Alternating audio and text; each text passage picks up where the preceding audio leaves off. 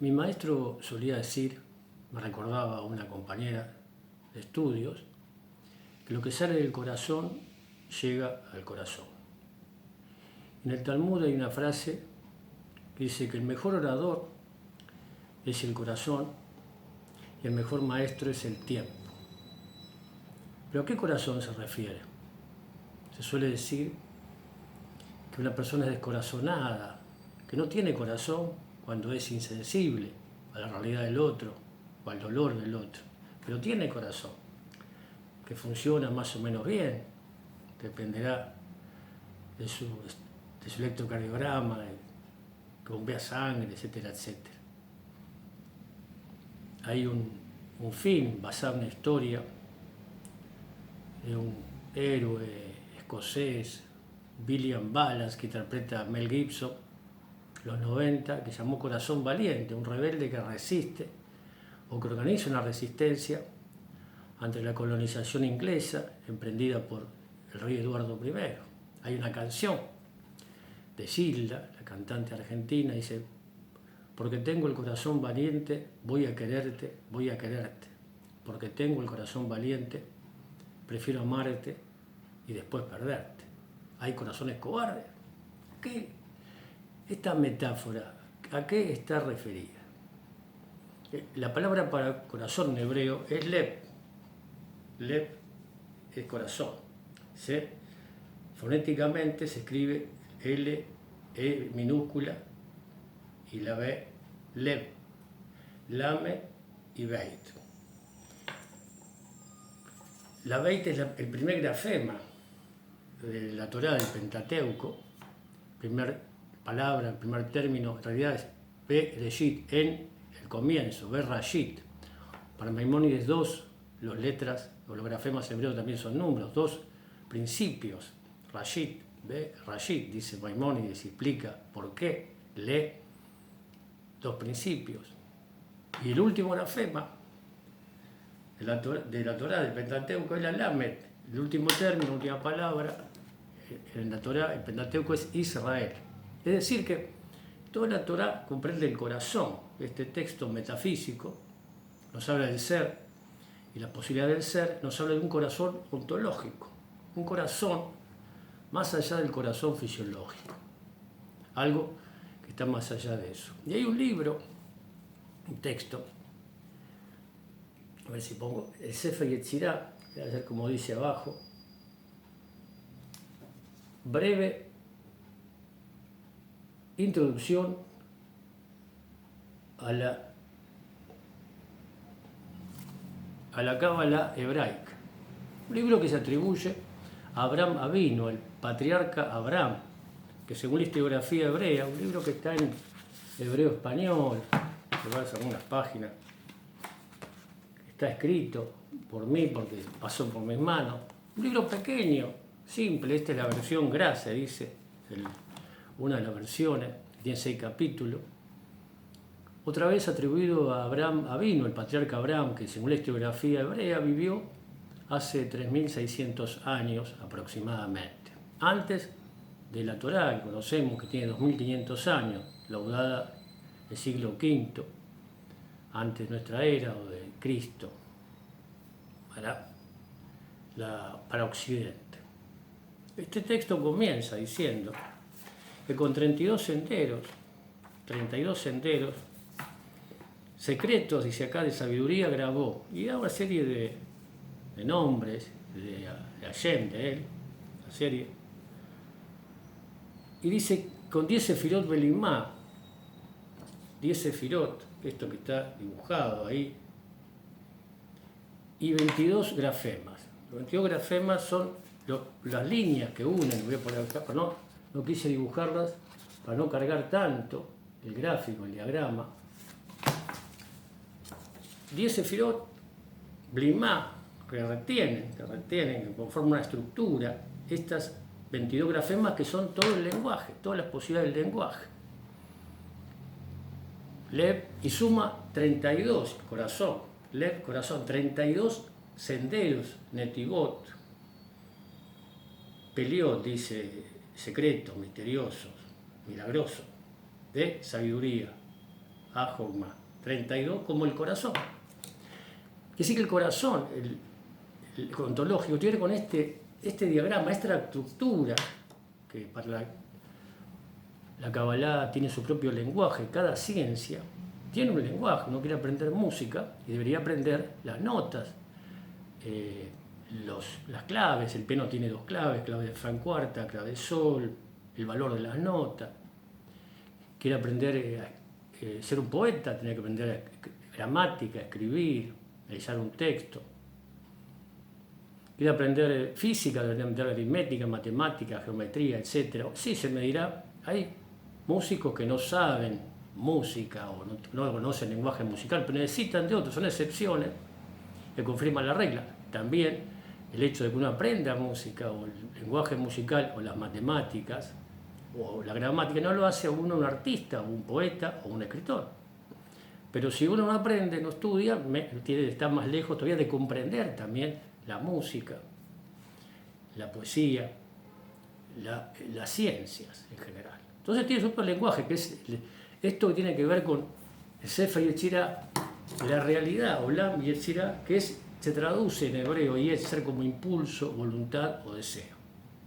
Esto tiene que ver con un lenguaje que tiene todos los grafemas, dice que la realidad fue creada, según la tradición hebrea, según la ciencia de la Kabbalah, con palabras. De hecho, la realidad es lingüística, la realidad humana, todo tiene un nombre, más allá de que no tengamos la palabra para definir esa acción, esa realidad que nos sobrepasa. Esto tiene que ver es análogo al inconsciente freudiano. Freud habla del inconsciente, algo que es invisible, que afecta al corazón, por eso hice este dibujo de esta manera, afecta esto que es invisible, que no tiene representación antropomórfica, no está en el cuerpo, no está en el cerebro. El cerebro puede funcionar, uno hace un encefalograma y funciona bien, pero no es afectado, o impulsivo, o tiene miedos. Afectivamente, su impulso, voluntad, tiene avance, marchas y contramarchas, contradicciones. Esto que dice que es el inconsciente freudiano, que en el año 1964, Freud muere en el año 1939, Jacques Lacan, en un seminario, lindo, el 22 de enero, 22 en el 1, 22 los grafemas en el 1, la unidad que refrendan de 1964, 25 años después, en un seminario que se llama Los 4 conceptos fundamentales del psicoanálisis, así se titula el seminario, empieza diciendo o explica que el inconsciente se estructura como un lenguaje. El inconsciente, esto que trae el Sefer Yetzirah, diría yo, me atrevería a decir, es un tratado lingüístico. Habla de grafema, de letra, que están en el espacio, en el tiempo, en el alma, en la voluntad. Cómo se organiza el tiempo. Ahí está, se divide este alefato, este abecedario en hebreo, en 3 letras madres, 7 dobles, 2 elementales. 3 letras madres tienen que ver con las estaciones del año, las 7 dobles con los días de semana y las 2 elementales con los 12 meses del año. Organizan el lenguaje, nuestro tiempo, nuestra realidad, lingüístico. Pero se estructura, dice él, como un lenguaje. Uno si toma, atiende. ¿Por qué? Porque yo tengo un lenguaje, puedo decir que puedo pensar en hebreo y explicitarme y tratar de transmitir esto que aprendí en nuestra lengua, y tú tienes otro lenguaje. Como dice el Wittgenstein, Ludwig Wittgenstein, aquel pensador que pertenecía al Círculo de Viena, el Wittgenstein más maduro, dice, hay juegos del lenguaje.